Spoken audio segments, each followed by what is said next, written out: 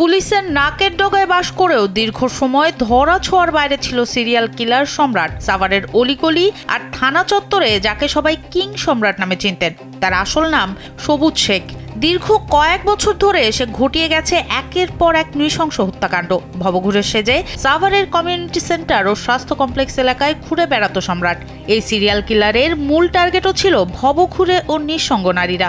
শারীরিক লালসা মেটাতে তাদের নির্জন স্থানে নিয়ে আসতো সে। তবে তার লালসার শিকার নারীরা অন্য কারোর সাথে সম্পর্কে জড়ালেই সে ক্ষিপ্ত হয়ে খুনের নেশায় মেতে উঠত।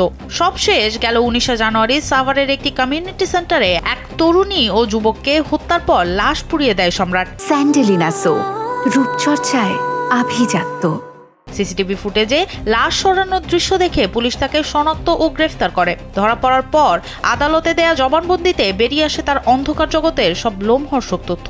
তার বাবার নাম পান্না শেখ। তারা 3 ভাই 4 বোন। ভাই বোনের মধ্যে দ্বিতীয় এই সিরিয়াল কিলার সম্রাট। তাদের নানা বাড়ি বরিশালে। সবুজ ওরফে সিরিয়াল কিলার সম্রাটের জন্মস্থান ও বাবার বাড়ি মুন্সিগঞ্জের লৌহজং থানার হলদিয়া ইউনিয়নের মোসামান্দা গ্রামে। মজার বিষয় হলো, সম্রাট নিজেকে প্রভাবশালী ব্যক্তির নামে পরিচয় দিয়ে পুলিশ ও সাধারণ মানুষের সাথে মিশে থাকতো। দিনের বেলা তাকে সাভার থানার সামনেই ঘুরে বেড়াতে দেখা যেত। এমনকি পুলিশও তাকে মাঝে মাঝে টাকা ও খাবার দিয়ে সাহায্য করত। কেউ কল্পনাও করতে পারেনি এই সাধারণ ভবঘুরে চেহারার আড়ালে লুকিয়ে আছে এক দুর্ধর্ষ সাইকোপ্যাথ। বর্তমানে সম্রাট জেল হাজতে রয়েছে এবং তার দেয়া চাঞ্চল্যকর সব তথ্যের সত্যতা যাচাই করছে পুলিশ।